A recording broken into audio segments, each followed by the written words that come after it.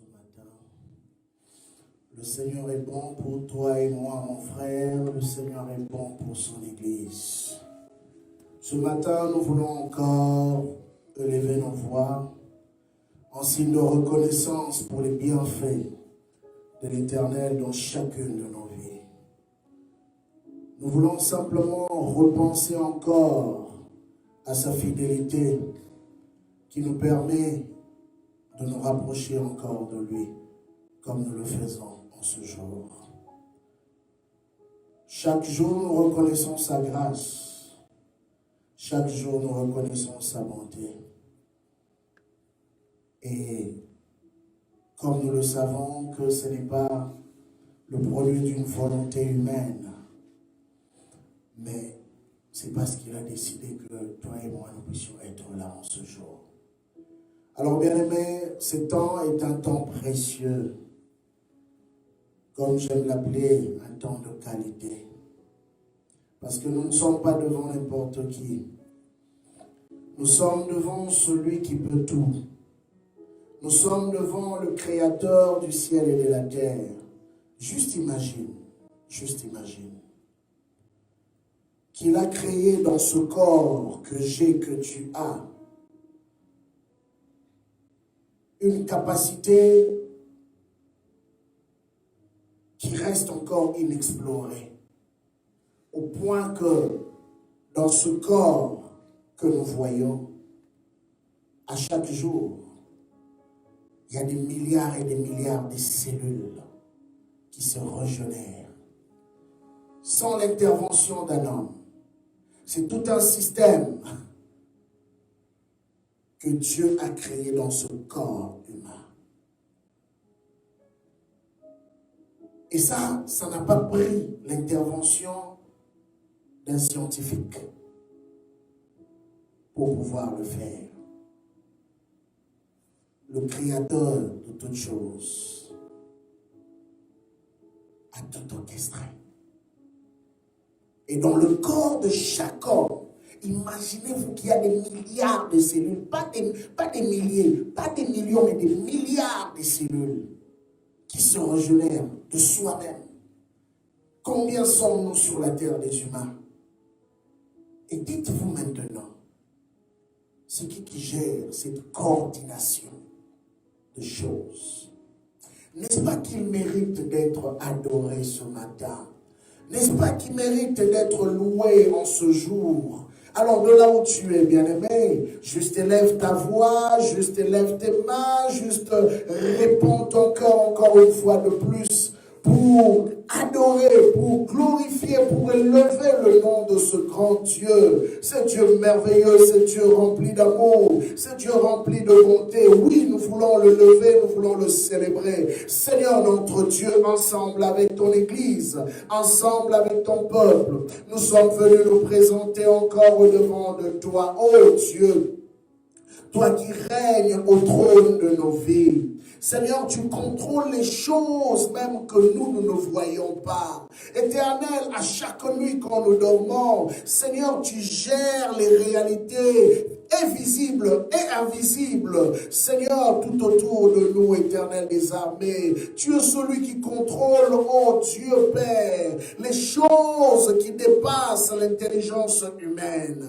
Voilà pourquoi l'occasion nous est donnée encore aujourd'hui pour reconnaître ta grandeur dans nos vies. L'occasion nous est donnée aujourd'hui pour célébrer encore ton nom. L'occasion nous est donnée aujourd'hui, Seigneur, pour te bénir encore. Oh Dieu, pour nous c'est une grâce, pour nous c'est un privilège, pour nous c'est un honneur. Éternel des armées, oh Dieu, je sais en regardant autour, je me rends compte combien de gens qui meurent au jour le jour, qui ne te connaissent pas, qui n'ont même pas le privilège de connaître les richesses qui sont attachées à ta personne. Mais Père, tu nous as fait grâce, tu nous as permis. Seigneur, ce n'est pas parce que nous sommes meilleurs que cela, ce n'est pas parce que nous sommes excellents que cela. Ce n'est pas parce que Yahweh Père, tu nous as aimés plus que cela. Mais nous reconnaissons simplement une chose dans nos vies. C'est ta grâce, c'est ta grâce. Nous ne cesserons de le dire, Éternel des armées. C'est ta grâce qui nous fait vivre. Tu l'as dit à Paul, ma grâce te suffit. Ce matin, je reconnais que ta grâce me suffit. Ce matin, je reconnais que ta bonté me suffit. Ce matin, je reconnais que ton amour me suffit. Seigneur, tout ce que je veux en ce jour, c'est toi. Tout ce que je désire en ce jour, c'est toi. Tout ce que je recherche en ce jour, c'est toi. Yahweh, viens régner en ce lieu. Je t'invite encore, Seigneur. Oui, viens prendre la place du Maître, oh Dieu, ce matin. Viens prendre la place du Maître en cet après-midi. Viens prendre la place du Maître en cette journée. Que rien, Seigneur, n'occupe ta place. Que rien ne puisse être élevé plus que toi. Que l'homme disparaisse, mais que Jésus soit élevé au-dessus de tout ce qui existe. Yahweh, toi qui es le créateur de toutes choses, Seigneur, nous venons avec joie au-devant de toi, Seigneur, pour te glorifier. Nous venons avec joie au-devant de toi, Seigneur, pour t'exalter. Reçois l'honneur, reçois la gloire. Oui, Père, tu es le Seigneur, tu es le Maître. Que tout honneur te revienne. C'est ainsi que nous t'avons prié au nom de Jésus. Amen. Gloire à Jésus. Est-ce qu'on peut justement arranger le son? Les deux baffles là sont allumés. Gloire à Jésus. Je rends grâce à Dieu de l'opportunité qu'il nous accorde encore aujourd'hui d'être là devant sa face, devant sa présence pour lui parler, pour communier avec vous dans sa présence. Oui, la Bible nous enseigne qu'un jour dans ses parvis vaut mieux que 1000 ans ailleurs. Oui, aujourd'hui, nous sommes encore une fois de plus dans sa présence. Et nous voulons simplement l'honorer, nous voulons simplement le bénir, parce qu'il nous aime et il nous ouvre encore la porte de son cœur. Alors, aujourd'hui, toi qui es là, connecté avec moi, j'aimerais simplement te demander, comme exercice que nous faisons à chaque fois, de la même façon que nous partageons les bonnes informations, il est aussi important que nous puissions partager la parole de Dieu, parce que si cette parole peut te bénir, sois-en sûr qu'elle bénira aussi quelqu'un d'autre. Et si toi, tu deviens une source de bénédiction pour une autre personne que toi, sache-le que le Seigneur se souviendra aussi de toi. Pourquoi? Parce qu'à cause de toi, un homme, une femme, une famille a eu accès à la pensée du Seigneur. Et tu ne sais pas qu'est-ce que cela pourrait faire dans la vie de cette personne. Alors je voudrais t'encourager à partager la vidéo, à partager auprès de tes contacts, à partager auprès de tes amis, et le Seigneur se souviendra de toi. Que le Seigneur nous bénisse encore une fois de plus. Alors nous sommes en train de parler depuis 3 semaines, je pourrais dire 2 semaines, ça c'est la 3e semaine, sur la conquête divine, la conquête territoriale, excusez-moi. Et j'ai introduit en expliquant que nous sommes appelés à conquérir des territoires pour la gloire de Dieu. Et le mandat que Jésus nous a laissé, que j'aime bien, quand nous lisons dans le livre de Matthieu, Matthieu chapitre 28, c'est parmi les dernières instructions de notre Seigneur avant de pouvoir laisser ses disciples et de repartir auprès du Père. Et la Bible dit ceci: les 11 disciples allèrent en Galilée sur la montagne que Jésus leur avait désignée. Et ils avaient un lieu de rendez-vous. Jésus ne leur avait pas demandé d'aller n'importe où ou sur n'importe quelle montagne, mais particulièrement sur cette montagne-là, où ils devaient les rencontrer. Et quand ils le virent, ils se prosternèrent devant lui, mais quelques-uns eurent de doute. Jésus s'étant approché, leur parla ainsi: Tout pouvoir, je répète, tout pouvoir m'a été donné dans le ciel et sur la terre. Ça, c'est notre maître qui parle. J'aimerais vraiment mettre de l'emphase aujourd'hui sur cette phrase. Il dit, tout pouvoir. Il n'y a pas une partie de pouvoir, il n'y a pas une portion, il n'y a pas l'à peu près du pouvoir, mais Jésus a été clair. Il dit, il parle à ses disciples.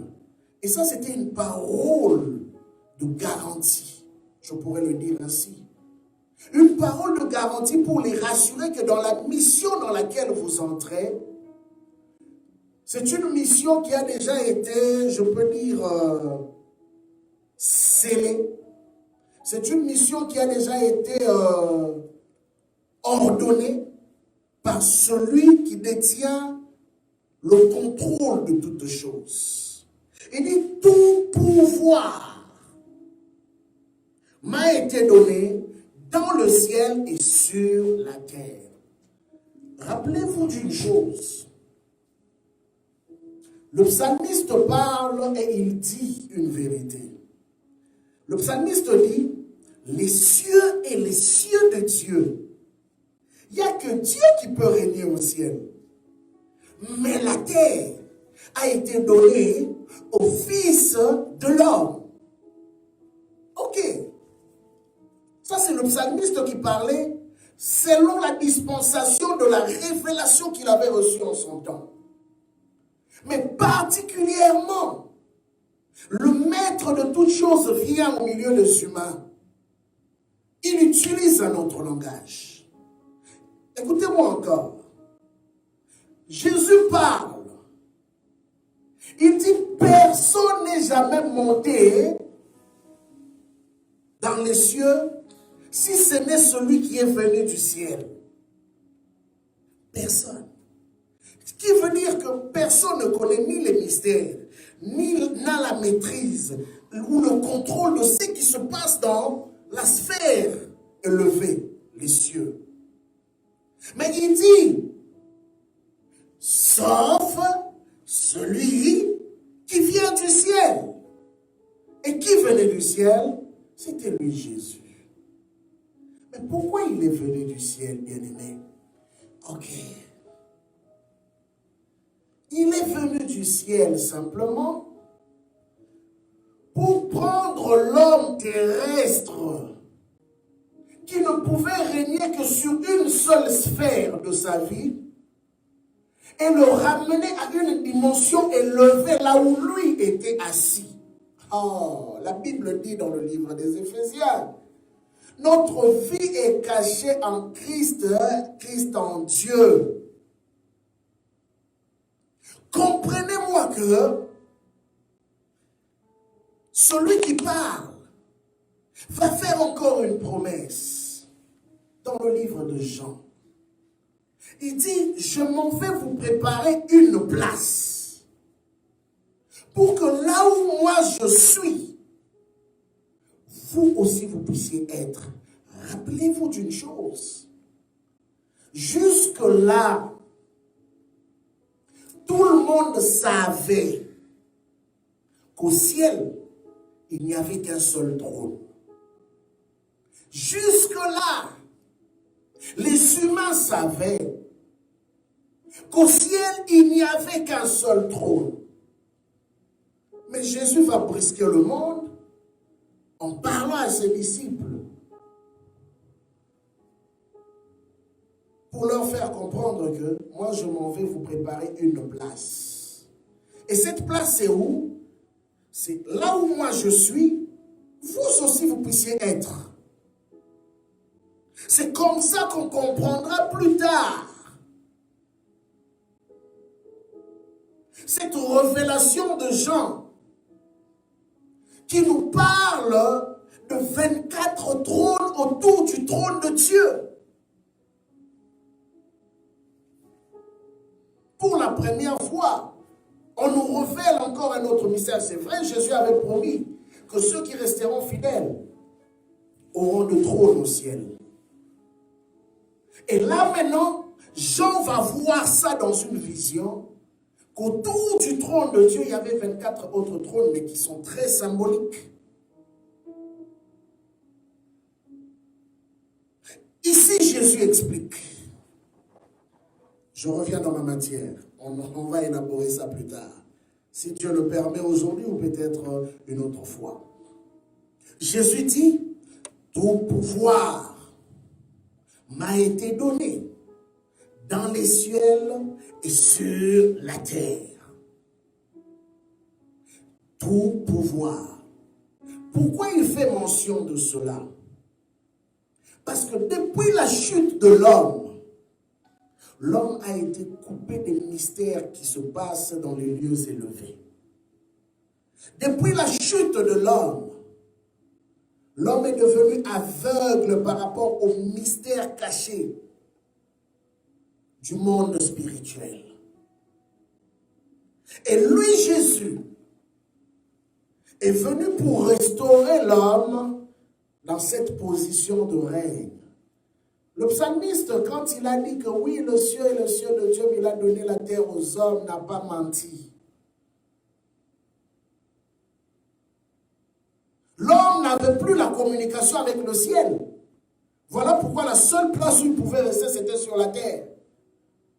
Et comme Dieu l'avait créé à son image, cela restait pour lui le seul endroit où il pouvait régner. Oh. Mais regardez, Jésus vient. Jésus vient révéler encore un autre mystère. Ce qui veut dire que le règne de l'homme, je voudrais te le dire aujourd'hui, ne se limite pas simplement sur la terre. Le règne de l'homme va jusqu'aux cieux, bien que ce n'est pas un règne qu'on peut égaler au règne de Dieu. Mais c'est un règne qui va jusqu'aux cieux, parce que celui qui est assis sur un trône, il fait quoi? Il règne. Si on t'a promis un trône, c'est pour faire quoi? C'est pour régner. Parce que peut-être un religieux va m'écouter, va dire, mais de quoi il parle? Oui, je m'aurais te l'expliquer. Tu ne peux pas avoir un trône sans régner. Sinon, ça devient de la figuration. Mais quand tu reçois un trône, il y a aussi un pouvoir qui vient avec. Et ce pouvoir-là, c'est ce que nous appelons communément le règne. Ça veut dire qu'il y a un domaine dans lequel on te donne pour contrôler, pour gérer et pour régner. Rappelez-vous d'Adam. Adam, quand Dieu l'appelle, Dieu l'établit. Écoutez, Dieu crée la terre, Dieu crée les cieux. Mais, savez-vous une chose? Adam n'a pas régné sur toute la terre. Adam a régné à Éden. Et Éden, quand nous lisons les Écritures, c'était simplement une portion de la terre. Maintenant, ma question que je pourrais te poser, peut-être je ne vais pas développer. Mais la question que je pourrais te poser là où tu me suis, maintenant les autres domaines que Dieu avait laissés, en dehors d'Éden, qui régnait là-bas? Ça, c'est à suivre. La Bible est claire. La Bible dit que Dieu a créé un jardin. Mais un jardin qui était une partie de la terre. Que Dieu a organisé et il a pris l'homme qu'il avait créé, le plaça dans le jardin. Écoutez bien. On dit quand Dieu le plaça dans le jardin pour qu'il cultive et pour qu'il garde ce jardin. Ça, c'était la responsabilité de cet homme d'Adam. Si l'homme avait réussi ce premier test de cultiver, exploiter le territoire, le domaine dans lequel Dieu l'avait placé, et avait réussi à garder cela, son royaume allait s'étendre. En fait, c'était le premier test de la fidélité dans la responsabilité. S'il avait réussi cela, Dieu allait élargir la sphère de son règne. Mais malheureusement pour lui, il échoue dans le premier test. Bien aimé, tu ne pourras pas avoir des plus grandes choses quand dans les petites choses, tu n'apprends pas à réussir dans cela. Quand tu n'apprends pas à contrôler les petites choses qui te sont données. Quand tu n'apprends pas à bien faire dans les petites choses qui te sont données. Jésus a dit une chose. Celui qui est fidèle dans peu de choses recevra des plus grandes choses. Tu ne peux pas viser plus haut. Tu ne peux pas viser plus grand. Si ce qui est petit, tu n'apprends pas à les maîtriser. La petite responsabilité qui t'a été donnée, fais-le bien. Le petit travail qui t'a été donné, fais-le bien. La Bible va même plus loin. Ça, c'est l'apôtre Paul qui pose la question. Il dit que si tu ne sais pas gérer ta propre maison, allons-y un peu. Si ta propre maison, tu n'es pas capable d'être responsable, comment seras-tu responsable des âmes que Dieu te donne ou de la maison de Dieu? Le petit royaume qui t'est donné là, où tu es appelé à régner tous les jours, tu n'arrives pas à les maîtriser. Et comment seras-tu capable de gérer un plus grand travail comme les âmes ou plusieurs familles? Déjà, tu es un irresponsable aux yeux de Dieu. Tu ne peux pas aller faire les plus grandes choses si tu n'apprends pas à être responsable dans les petites choses, bien-aimés. Le premier test qui t'emmène à comprendre que là, je suis prêt pour de plus grandes choses, c'est la façon dont tu as géré les petites choses. Les petites choses sont en fait les éléments qui déterminent ton ascension ou ta promotion. N'exige pas plus si dans les mois, tu n'as pas été bon. Jésus pouvait parler ici. Vous savez pourquoi? Parce que Jésus avait réussi dans le test qui lui avait été donné. Il a été obéissant jusqu'à la mort. Mais une mort humiliante, bien-aimé. La Bible dit, il a été obéissant jusqu'à la mort. C'est ton obéissance qui va ouvrir la porte à une dimension supérieure de la spiritualité. Si tu n'es pas obéissant dans les petites choses que le Seigneur te demande de faire, si tu n'es pas obéissant dans les petites choses qu'on te demande de faire, dans tes responsabilités que tu as prises, que ce soit à l'église, que ce soit en famille, que ce soit au travail, n'exige pas plus. Jésus pouvait parler fièrement parce qu'il savait qu'il avait été obéissant jusqu'à la fin. La Bible nous enseigne même qu'à cause de son obéissance, il a reçu un plus grand nom. Tu veux la gloire? Tu veux qu'on parle de toi? Sois obéissant jusqu'à la mort. Oui. Tu dois passer par la croix, bien-aimé. Tu dois passer par la croix. C'est la croix qui va attester ton niveau d'obéissance. C'est la croix qui va attester que oui, tu es vraiment mort en toi-même et tu es prêt pour les grandes choses. La croix d'une personne diffère d'une autre. Les épreuves par lesquelles chacun passe diffèrent d'une autre personne.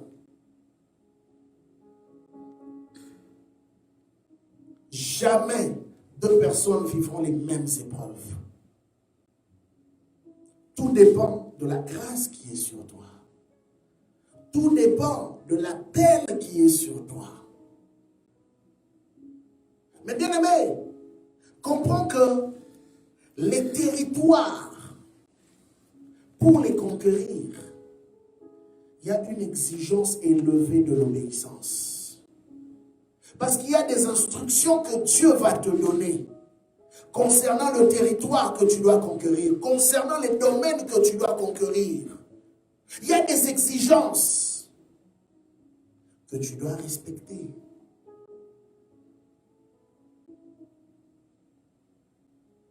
Quelqu'un me dira un jour,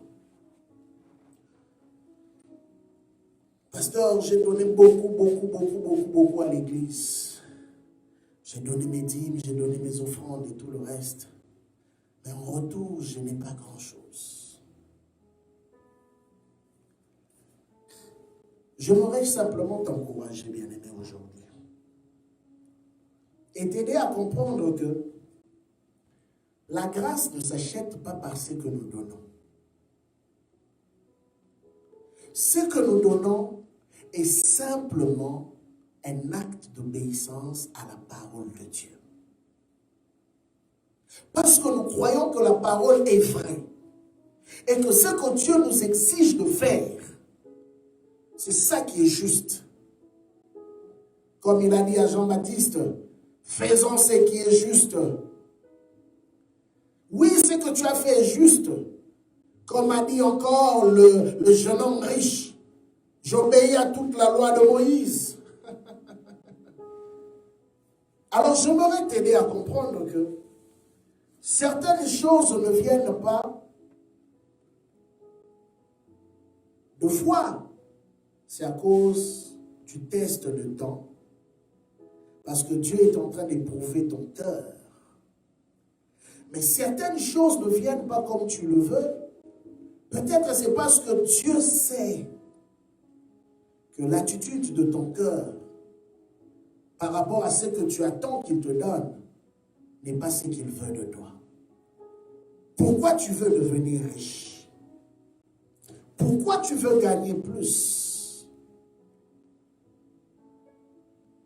Pour en faire quoi après?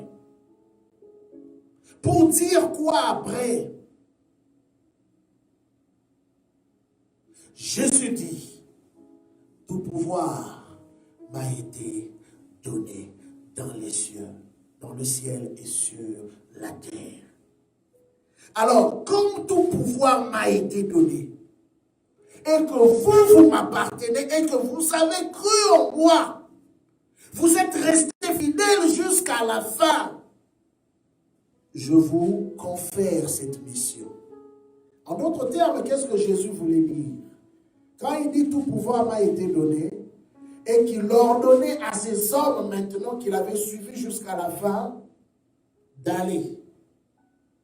C'était une façon de leur dire que le même pouvoir qui est sur moi, je vous le transfère pour que vous alliez faire la mission, le travail en mon nom. Partout où vous irez, quand vous parlerez en mon nom, personne ne pourra vous résister. Personne. Il dit, allez, faites de toutes les nations des disciples, les baptisant au nom du Père, du Fils et du Saint-Esprit, et enseignez-leur à observer tout ce que je vous ai prescrit. Et voici, je suis avec vous tous les jours jusqu'à la fin du monde. Allez et faites de toutes les nations. Ce qui est particulier, c'est ça. Jésus n'a jamais dit, allez faire de l'église des disciples.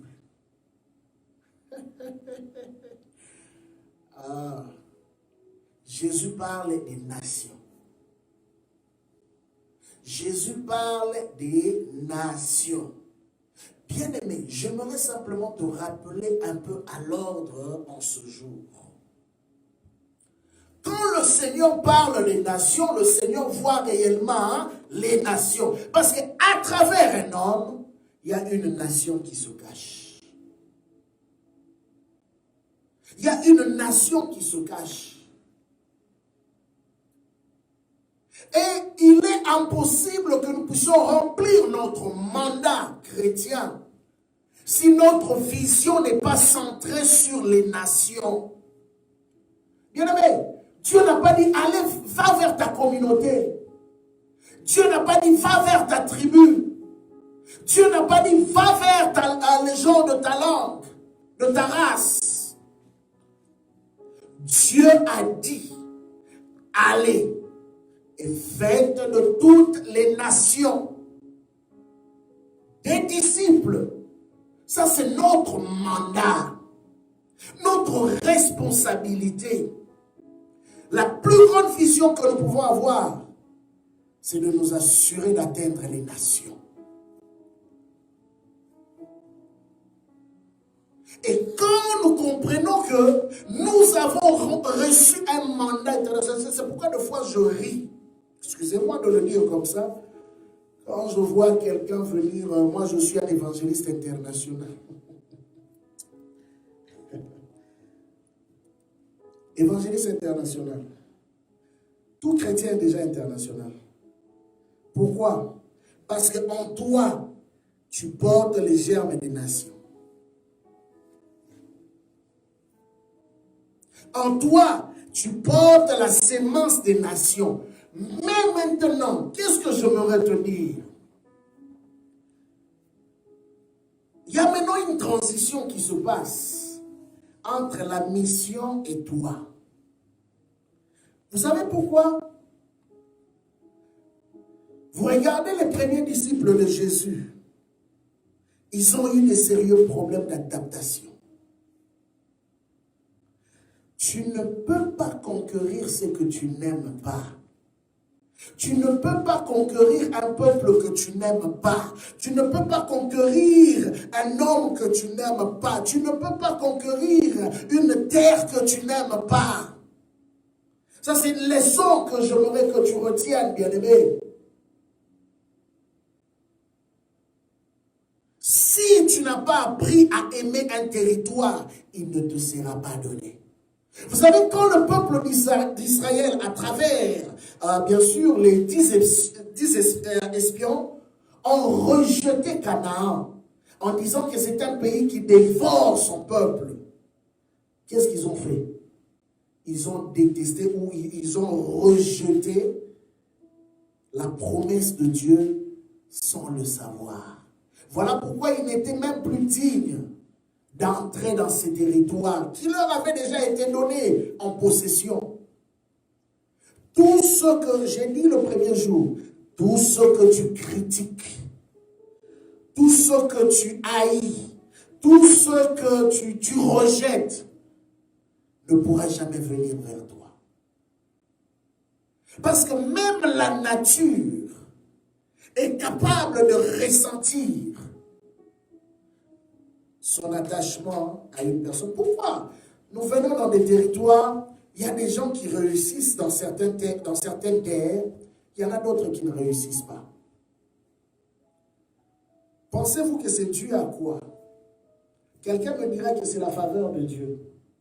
Tu as raison, mon frère, mais c'est une partie de la réponse. Mais il y a une connexion aussi qui se fait par rapport à la terre dans laquelle tu es. Voilà pourquoi Dieu parle à Moïse. Et Josué répète cela. Il dit, partout où tu fouleras la plante de ton pied, tu dois être conscient d'abord d'où est-ce que tu foules la plante de ton pied. Si tu entres dans une famille que tu n'aimes pas, je prends par exemple, tu te maries, on voit ça souvent, mais tu n'aimes pas ta belle famille. Au finish, qu'est-ce qui va arriver? Vous allez finir par vous séparer. Il y aura des conflits qui vont naître. Pourquoi? Parce que de la même façon que toi, tu as commencé à rejeter ta belle famille, la belle famille finira par te rejeter aussi toi. Et c'est un principe de la vie. Le livre de Proverbes nous enseigne, il dit, comme dans l'eau, le visage répond au visage, ainsi le cœur de l'homme répond au cœur de l'homme. Ça, c'est l'un de mes passages préférés. Comme dans l'eau, le visage répond au visage, ainsi le cœur de l'homme répond au cœur de l'homme. Quand tu n'aimes pas, la personne qui est en face de toi n'aura pas besoin que tu lui dises que tu ne l'aimes pas. Elle sentira simplement qu'il y a quelque chose qui me rejette ici. Et dans la nature, en fait, je prends cet exemple pour transposer cela avec la nature. Dans la nature, quand tu ne respectes pas quelque chose, sois sûr d'une réalité. Même la nature aussi te rejetera. C'est un principe de la vie. C'est un principe de la vie. Jésus dit, allez et faites de toutes les nations. Alors, si tu veux atteindre les nations bien-aimées, tu dois aimer les nations aussi. Tu dois aimer les races qui sont différentes de toi. Tu dois aimer les cultures qui sont différentes de toi.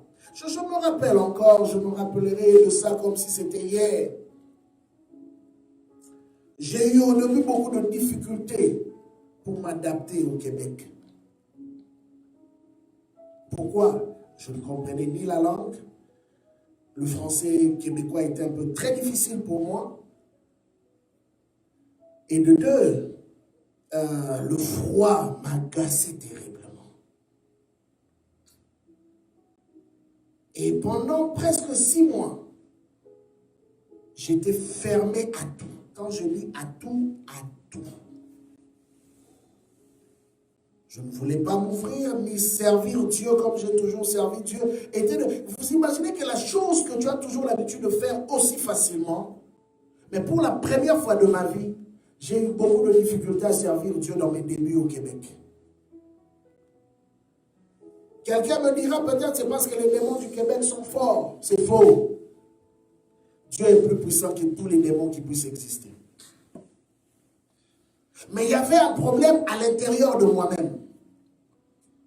Il y avait un problème avec moi-même qui n'avait rien à voir avec les démons. En fait, les démons pouvaient simplement s'en servir. Mais le vrai problème, c'était moi-même. Je rejetais le pays. Je rejetais la culture. Je ne faisais aucun effort pour m'adapter. Un jour, pendant que je méditais en train de prier, vous savez, souvent dans ce genre de circonstances, tu te poses toujours la question, mais Seigneur, pourquoi tu m'as emmené dans ce pays? Je n'arrive pas à te servir, tout est bloqué, le ciel est fermé. Effectivement, je sentais que le ciel était fermé. Mais le ciel était fermé à cause de moi.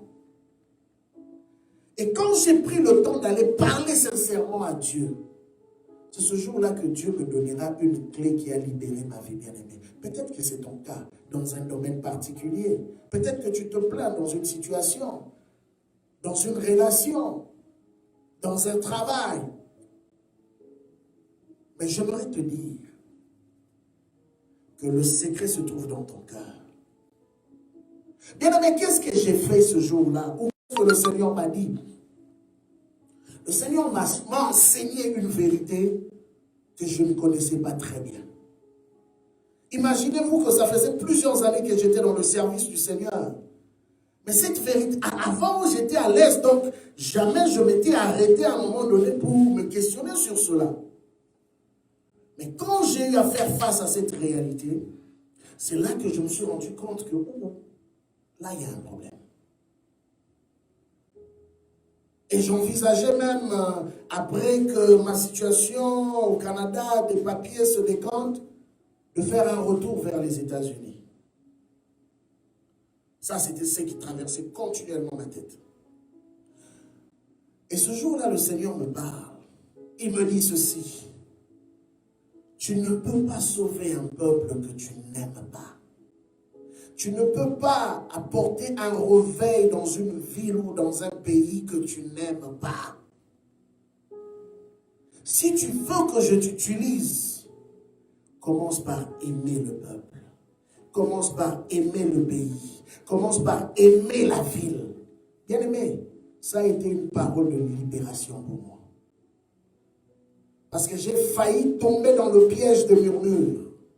Effectivement, quand je ne murmure jamais devant les hommes, mais je venais devant le Seigneur pour parler et lui disais, Seigneur, ça ne va pas.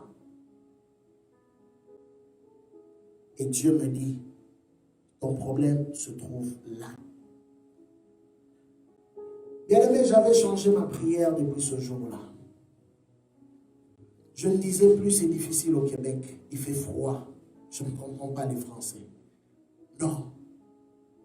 J'ai commencé à dire, Seigneur, donne-moi à aimer la population québécoise. Donne-moi à aimer la ville, le pays. Vous savez, des fois, vous pouvez penser que ce sont des petites choses, c'est juste moi. Mais Dieu a une autre évaluation de ce que nous appelons amour. Quand il parle de l'amour, il a une autre évaluation. Moi, je ne pouvais pas imaginer que ma fermeture par rapport à la réalité du pays était un manque d'amour. Effectivement. Quand ici le maître dit « allez », il n'a pas déterminé dans quel pays. Il n'a pas déterminé dans quelle culture. Peut-être c'est une culture que tu n'aimes pas, là où Dieu décidera de t'envoyer.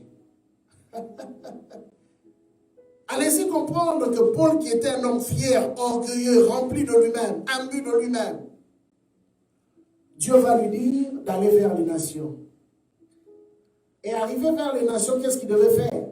Il ne devait pas venir, c'est moi l'apôtre Paul. Il devait s'adapter. S'adapter à la culture, s'adapter à la mentalité pour bien prêcher l'évangile. Voilà pourquoi Paul nous enseigne en nous disant qu'avec les Juifs, je suis comme un Juif. Avec les Grecs, je suis comme un Grec. Avec les païens, je suis comme un païen. Pour être capable de s'adapter. Bien-aimé, tu peux vouloir gagner le Canada, la France, les États-Unis, la Côte d'Ivoire, l'Haïti, le Congo ou encore tant d'autres pays. Tu peux vouloir gagner ce pays pour le Seigneur. Mais je veux te dire qu'il y a des principes et des réalités qui sont attachées à la conquête.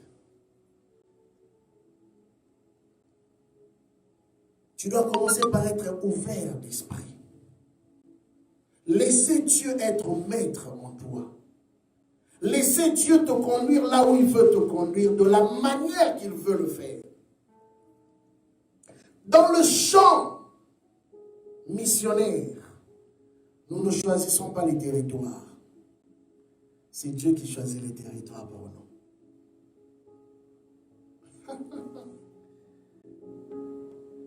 Si je dois te le dire, je n'ai jamais choisi le Canada. Ça n'a jamais fait partie de mes choix. Sincèrement, non. Mais je me retrouve ici. Et aujourd'hui, je peux vous dire que c'est l'un des pays que j'aime tellement dans le monde. Bien sûr que nous aurons encore d'autres pays à fréquenter. Mais je réalise qu'aujourd'hui, j'aime ce pays. Parce que Dieu a opéré d'une chirurgie dans mon cœur. C'est peut-être un domaine dans lequel tu es en train de struggle. Tu es en train de souffrir d'une réalité. Parce que tu n'arrives pas à t'ouvrir. Tu n'arrives pas à répandre ton cœur. Tu as décidé de te fermer. Mais, comprends que chaque domaine respecte simplement l'état de ton cœur. C'est quoi l'état de ton cœur par rapport à ce domaine? Si tu aimes ce domaine-là, tu seras capable de devenir meilleur dans ce domaine. Si tu n'aimes pas ce domaine, bien aimé, même si on vient te le donner, au contraire, tu le détruiras de tes propres mains. Il ne suffit pas d'être pasteur, il ne suffit pas d'être médecin, avocat, ingénieur. Il ne suffit pas seulement d'être dans un domaine précis. Comme j'ai toujours rappelé à beaucoup de nos frères qui pensent qu'on doit aller travailler simplement parce qu'on veut avoir l'argent pour payer les factures. L'argent pour payer les factures est bon dans un contexte. Tu vivras du fruit de ton travail. Mais la vérité, c'est que tu dois trouver les domaines dans lesquels ton cœur s'épanouit. Et c'est là qu'on devient heureux. Écoutez, Jacob, un bel exemple biblique. Cet homme a travaillé pendant 14 ans pour un homme qui était soit son beau-père. Mais il s'est rendu compte qu'il n'y avait pas de joie. Il n'était pas heureux, il gagnait aussi, il arrivait à nourrir sa famille, mais il n'était pas heureux. Le problème dont on est en train de parler ici, c'est de faire quelque chose qui te rend heureux. Les espions n'ont pas pu conquérir la terre promise parce qu'en revenant de là, ils n'étaient pas heureux. Ils ont commencé à se plaindre. Et c'est le cas de plusieurs personnes. Ils font des choses mais dont ils ne sont pas heureux. Ils travaillent, ils ne sont pas heureux. Ils ont des mariages, mais ils ne sont pas heureux. Ils sont à l'église, mais ils ne sont pas heureux. C'est le temps de réparer ça. Tu veux que Dieu t'emmène plus loin? Commence par régler ce problème qui est dans ton cœur. Et Jacob vient trouver son beau-père. Il dit, je veux travailler maintenant pour moi-même. Parce que j'ai trop travaillé pour toi. Je veux maintenant travailler pour moi-même. 6 ans encore vont passer. Il se rend compte que cet homme est en train toujours de prendre les décisions. Pratiquement 20 ans. 20 années de sa vie gaspillées comme ça. C'est comme ça que Jacob a réalisé que non, il faut que j'aille prier. Je ne peux pas perdre 20 années. Bien aimé, écoutez, cet homme de Jacob avait une très grande promesse sur sa vie. Il y a beaucoup de gens qui se trompent dans la vie en se disant que non, j'ai la promesse de Dieu. Oui, tu as la promesse de Dieu, c'est très important, c'est la clé de toute chose. Mais après avoir reçu la promesse de Dieu, il y a des étapes à suivre. Il y a l'étape du travail, il y a l'étape de l'attente, il y a l'étape de l'application des principes que Dieu te donnera pendant la période d'attente. Et pendant 20 ans, cet homme qui avait la promesse a réalisé qu'il n'arrivait pas à s'épanouir. Vous vous imaginez que même avant d'en arriver là, quand Dieu le visite à Bethel, cet homme fait une promesse à Dieu. Il dit, si tu me bénis, je te donnerai la dîme. Hein, le 10% de tous mes revenus, non? La dîme. Mais pendant 20 ans, Jacob n'a jamais donné de dîme. Pendant 20 ans, Jacob n'a jamais donné de dîme à l'Éternel. Mais il avait fait la promesse. Donc ça veut dire que pendant 20 ans, Jacob a travaillé non seulement sans respecter un principe, la promesse qu'il avait faite à Dieu, de deux, il a été roulé pendant 20 ans. Les dévoreurs ont pris les dessus pendant 20 ans. Il y a des chrétiens qui travaillent, mais qui pleurent tous les jours. Qui pleurent tous les jours. Année après année. Ils montent de promotion, mais ils ne voient rien de ce qu'ils gagnent comme revenu. Parce qu'il y a des principes qui ne sont pas respectés. 20 ans gaspillés comme ça. Et c'est là qu'il va pleurer vers Dieu. Seigneur, fais quelque chose, je n'en peux plus. Oui, à un moment donné, quand tu vois que ça ne va plus, ne continue pas, arrête-toi. Vaut mieux t'arrêter, rectifier les tirs, que continuer dans une erreur. Parce que c'est toi qui es en train de perdre les territoires. Et Jacob pouvait continuer comme ça, bien aimé, je vous assure, qu'il allait se retrouver là, 40 ans, avec la promesse de Dieu. Oui, j'ai la promesse de Dieu, ne vivons pas cela. 20 ans.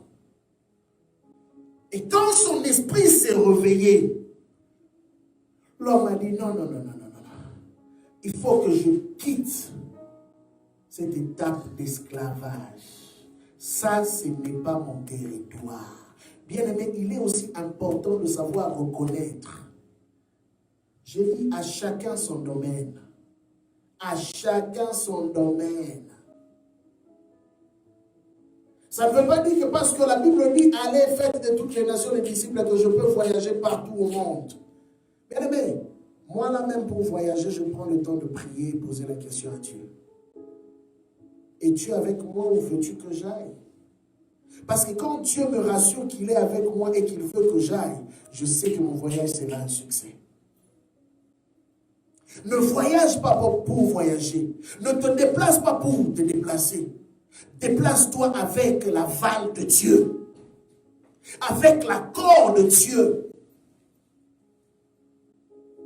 Bien-aimé, c'est ce qui est arrivé.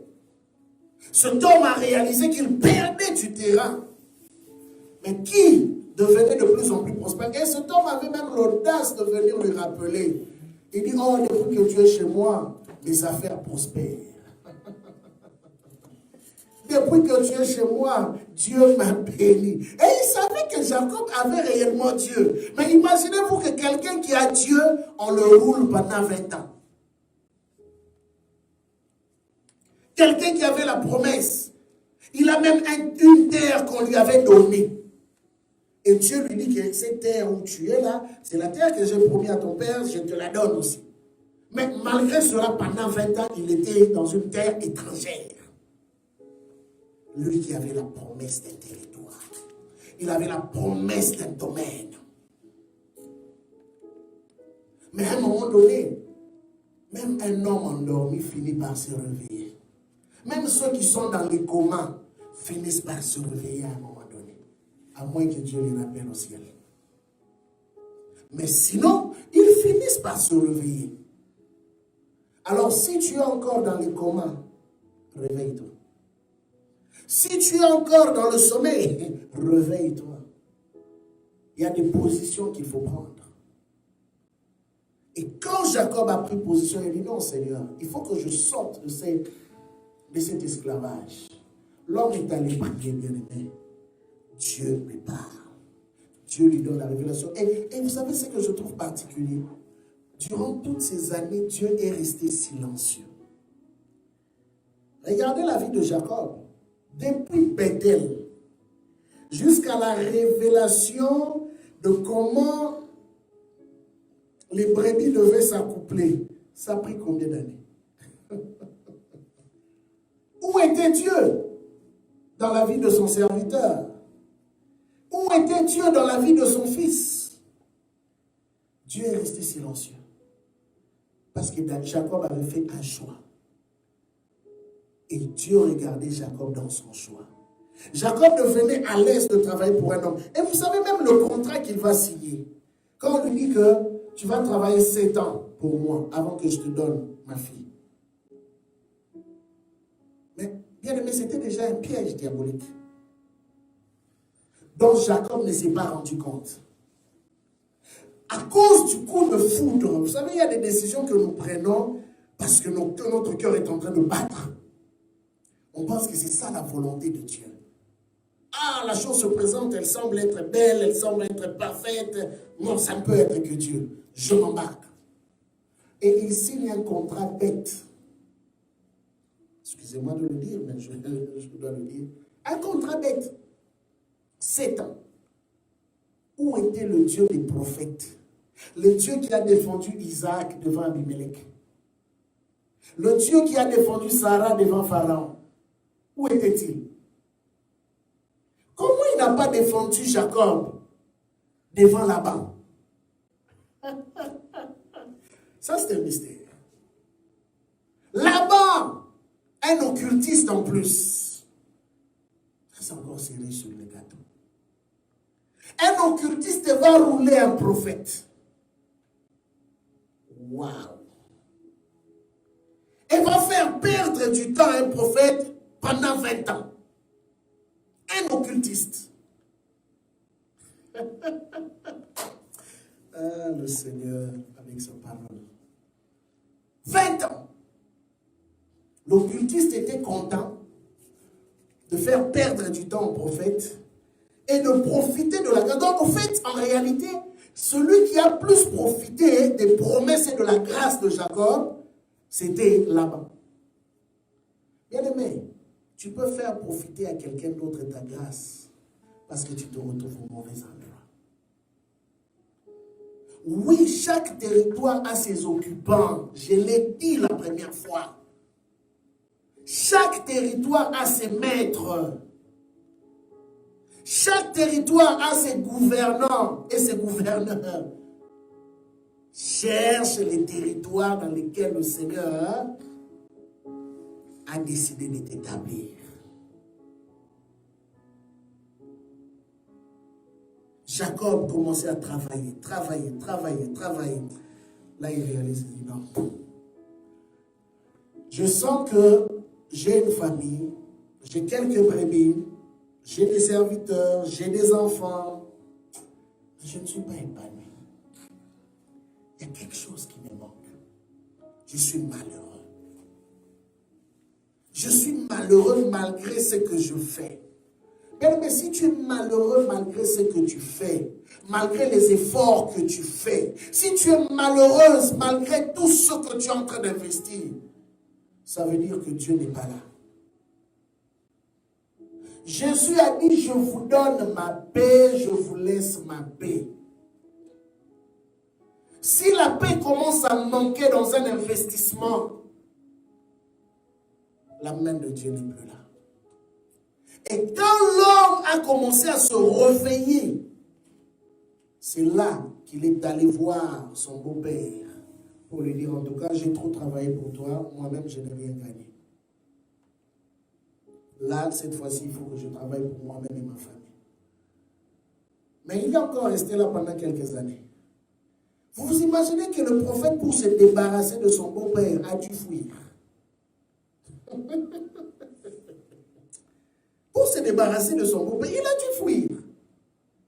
Donc, il s'est rendu compte que non. Si je reste là, je mourrai ici dans ces mêmes conditions. Mais il y a quelque chose qui me dérange au-dedans de moi. Les promesses, le Dieu que j'ai vu à Bethel, le Dieu qui m'a parlé, m'a tellement dit des grandes choses sur ma destinée que je ne peux pas continuer à supporter.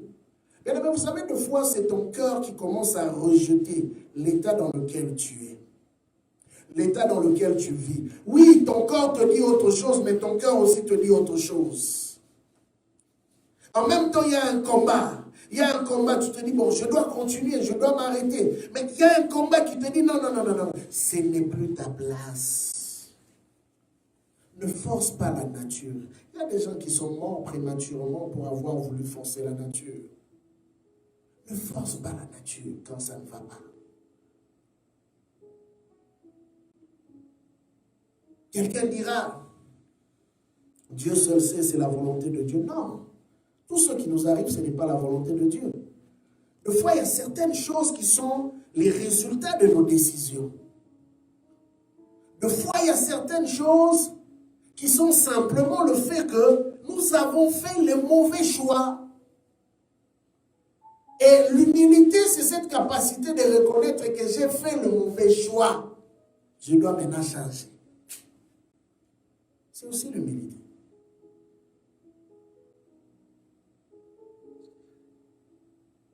Alors, cela arrive que Jacob décide de se débarrasser de son beau-père. Aujourd'hui que je te parle, cette chose-là qui ne te rend pas heureux, cette chose-là qui t'empêche de dormir tranquillement, cette chose-là qui te dérange, ou ce travail, ou cette relation-là qui te fait mal, si tu veux vraiment entrer dans le domaine de ce que Dieu t'a appelé, commence à te débarrasser d'abord. Parce qu'on ne peut pas donner à quelqu'un quelque chose de plus aussi longtemps que ses mains sont pleines. On donne simplement à celui qui a les mains vides. Débarrasse-toi de ce que tu transportes pour que Dieu t'en donne ou te donne autre chose. Jésus dit, allez, faites de toutes les nations des disciples. Au fait, faites de toutes les nations qu'ils deviennent comme vous êtes pour moi. Le but de Dieu, c'est de lever un homme, une femme qui lui ressemble. Pour qu'il soit capable aussi d'aller influencer un autre homme et une autre femme, une autre famille qui va ressembler à ce Christ que lui sert. C'est ça le but de Dieu. À quoi bon avoir des églises qui ne ressemblent pas à leur maître? À quoi bon porter des titres qui ne ressemblent pas à celui qui nous a appelés?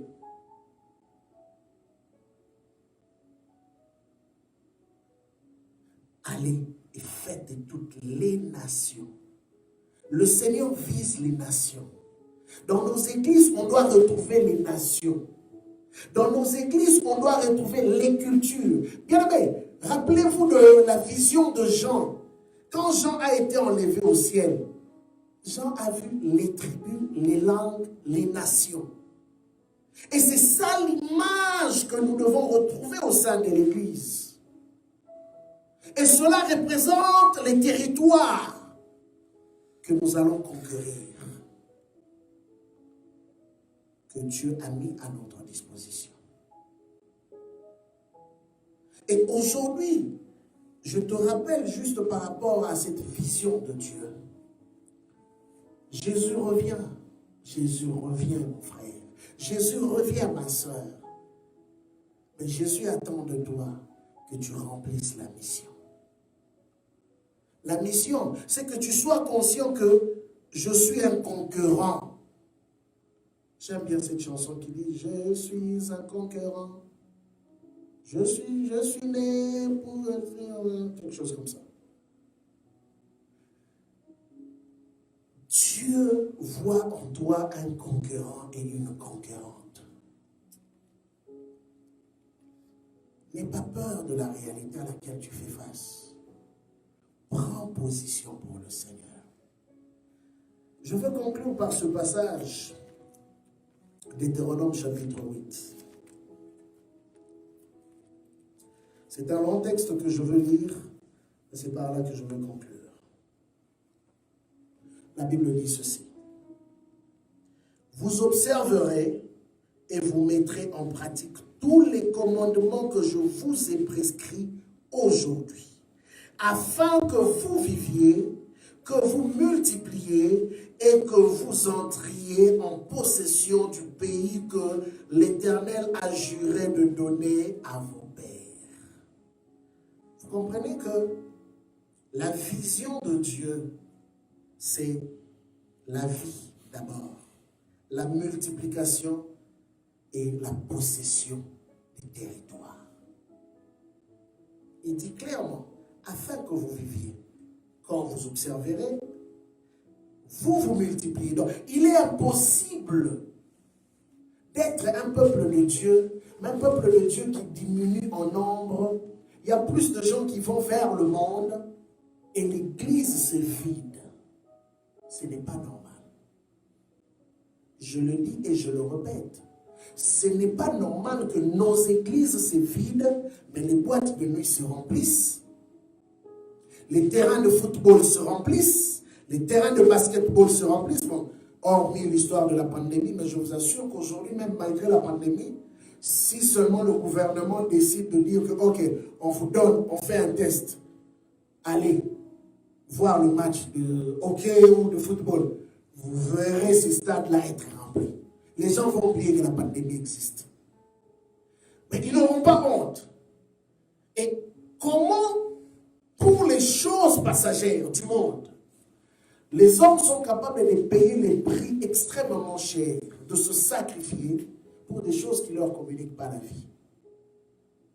Mais quand on va dans nos églises, on va voir la même église temple de Dieu qui existait autrefois, qui s'est subdivisée en 4 églises. 4, 5, 6, dans la même ville. Nous courons pourquoi? Qu'est-ce que nous cherchons? Cependant, la Bible nous montre que l'église primitive grandissait en nombre. Bien aimé, ça fait partie de la conquête territoriale. Cette capacité de grandir en nombre fait partie aussi. Oui, quelqu'un va me dire, oh, l'église c'est simplement, c'est le cœur, ce n'est pas le nombre. Lis bien ta Bible. Tu penses que Dieu veut que des millions de personnes aillent en enfer, hein? Et que nous, on aille seulement en quelques nombres de centaines au ciel. Alors là, on a un sérieux problème. Si on commence à voir les choses de cette manière, ça veut dire que nous nous écartons de la vision de Dieu. Parce que la vision de Dieu est claire.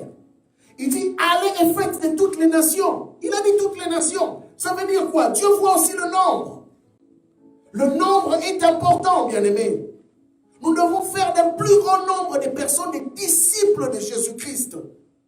Nous ne devons pas nous écarter. Bien aimé, quand je lis l'histoire d'un homme comme Renard Bonk, mon cœur était merveillé. Cet homme était capable de laisser le luxe de l'Europe pour aller dans des contrées bizarres de l'Afrique, selon la mission qu'il avait reçue de Dieu. Mais dans le record de son travail, il a emmené au moins plus de 78 millions d'âmes au Seigneur. Jésus-Christ. C'est des témoignages comme ça que nous voulons. Nous nous battons pour combien? 100, 200 personnes, 300 personnes à l'église. C'est pour ça que nous nous battons pour 1000 personnes, que nos églises se divisent. Il y a quelqu'un qui a gagné plus de 78 millions d'âmes. Il ne les a jamais réclamées parce qu'il sait que ce sont les âmes du Seigneur Jésus-Christ. Et puis, il est parti. Il n'a jamais fondé une église locale. Il n'en a pas. Il n'en a jamais eu. Mais pourquoi nous nous battons? C'est que nous n'avons pas compris une partie de la mission. Réveillons-nous, bien-aimés. Il y a des hommes qui se meurent. Il y a des hommes qui ont besoin de Dieu. Mais ça prend un homme et une femme qui a compris sa part, sa tâche, qui ne perd pas le temps comme Jacob chez Laban, mais qui comprend que le temps est précieux et qui se lève pour prendre position pour le Seigneur. Verset 2, il dit, « Souviens-toi de tout le chemin que l'Éternel, ton Dieu, t'a fait faire pendant ces 40 années dans le désert, afin de t'humilier et de t'éprouver, pour savoir quelle était la disposition de ton cœur et si tu garderais ou non ses commandements. Il t'a humilié, il t'a fait souffrir de la faim et il t'a nourri de la manne que tu ne connaissais pas et que n'avaient pas connu tes pères, afin de t'apprendre que l'homme ne vit pas seulement de pain. L'homme ne vit pas de pain seulement, mais que l'homme vit de tout ce qui sort de la bouche de l'Éternel. Ton vêtement ne s'est point usé sur toi, et ton pied ne s'est point enflé. Pendant ces 40 années, reconnais en ton cœur que l'Éternel, ton Dieu, te châtie comme un homme châtie son enfant.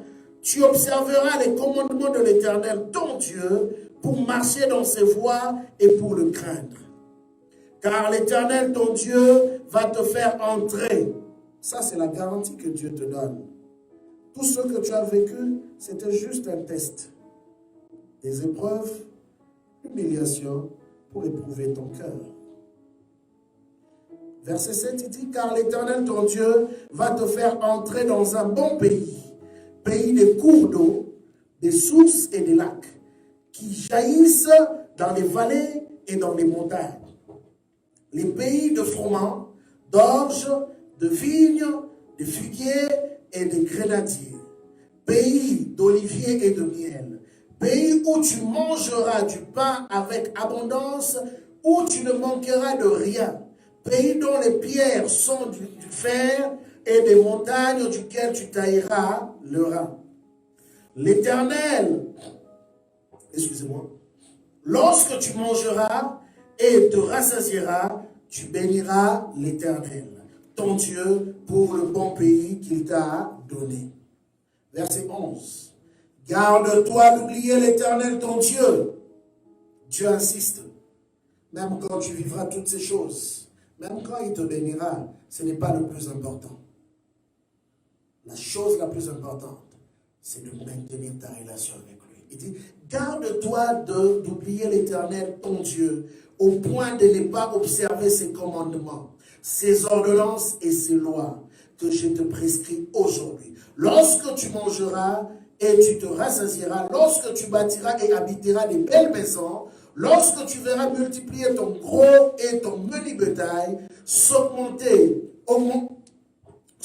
ton argent et ton or, et s'accroître tout ce qui est à toi, prends garde que ton cœur ne s'enfle et que tu n'oublies l'Éternel ton Dieu, qui t'a fait sortir du pays d'Égypte, de la maison de servitude, qui t'a fait marcher dans ce grand et affreux désert, où il y a des serpents brûlants et des scorpions, dans des lieux arides et sans eau, et qui a fait jaillir pour toi de l'eau du rocher le plus dur, qui t'a fait manger dans le désert la manne inconnue de tes pères, afin de t'humilier et de t'éprouver, pour te faire ensuite du bien. Garde-toi de dire en ton cœur, ma force et ma puissance, et la puissance de ma main m'ont acquis ces richesses.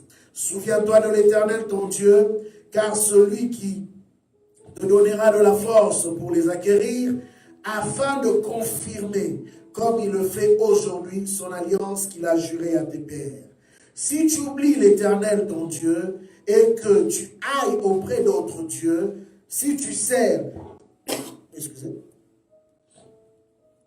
et te prosternes devant eux, je vous déclare formellement aujourd'hui que vous périrez. Vous périrez comme les nations que l'Éternel fait périr devant vous, parce que vous n'aurez point écouté la voix de l'Éternel, votre Dieu. Amen. Alors j'aimerais te dire, bien-aimé, toi qui m'écoutes, toi qui me suis en ce jour, le Seigneur te parle, le Seigneur te parle. Je sais que tu es en train d'écouter la voix de Dieu pendant que je suis en train de parler. Ce que Dieu veut, c'est une relation sincère avec lui. Le territoire n'a jamais été un problème. La bénédiction n'a jamais été un problème. Et ne fais jamais de la bénédiction une idole. Que la bénédiction n'occupe pas la place de Dieu dans ton cœur. Que les richesses de ce monde n'occupent non plus la place dans ton cœur, au point d'oublier le Seigneur. Cherche Dieu. Sois fidèle à Dieu. Soumets-toi à sa volonté. Sois obéissant. Et tu verras, il t'emmènera de territoire en territoire. Il t'emmènera de conquête en conquête. Il ouvrira les portes d'une manière inimaginable dans ta vie. Ne laisse pas le souci de la vie gagner ton cœur. Je l'ai dit plusieurs fois et je le répète encore. Le problème se trouve là-dedans, dans le cœur. Et c'est ce cœur-là que le Seigneur veut pour sa gloire. Alors, de là où tu es, nous allons fermer nos yeux et nous allons prier. Tu as écouté la parole du Seigneur en ce jour. Tu sens que ça c'est pour moi. Dieu m'a parlé. Je veux avoir les territoires, mais il y a des problèmes que je dois régler dans mon cœur personnel. Seigneur, viens restaurer, viens arranger. Fais tomber les idoles de ma personne. Élève ta voix, prie le Seigneur. Yahweh notre Dieu, merci pour ta parole en ce jour. Merci pour la grâce que tu nous fais. Père, nous venons devant de toi, Éternel des armées, parce que tu nous as encore parlé en ce jour. Et je sais que tu es celui qui connaît nos cœurs. Laisse que chaque cœur revienne à toi. De tous ceux qui m'ont écouté, de tous ceux qui m'écouteront, que le cœur de chacun se soumette à ta volonté. Restaure-nous dans ta présence. Brise, Seigneur, les idoles, comme tu brisas, Seigneur, l'idole de Dagon. Garde le cœur de mon frère, de ma soeur, de ton Église dans ta volonté. C'est pourquoi nous t'avons ainsi prié, nous disons tous Amen. Alors que le Seigneur vous bénisse pour vous qui avez pris le temps de nous suivre. Alors, comme nous le rappelons toujours, n'oubliez pas, pour ceux de Montréal, vous pouvez envoyer vos contributions, dîmes, offrandes, actions de grâce à l'adresse église.temple-de-Dieu 2009@gmail.com, ou encore, vous pouvez nous contacter encore pour ceux qui ne sont pas de Montréal, ou je dirais plus pour ceux qui ne sont pas du Canada, et que vous voulez contribuer, vous voulez faire avancer le travail que nous sommes en train de faire. Nous avons parlé des nations. Notre objectif, c'est d'atteindre les nations. Et de fois, c'est par le déplacement, en envoyant des missionnaires. De fois, c'est aussi par des actions que nous posons en soutenant d'autres ministères qui travaillent déjà dans certains coins du monde. Alors, vos contributions seront toujours les bienvenues et le Seigneur se souviendra de vous. Que Dieu vous bénisse et bon dimanche.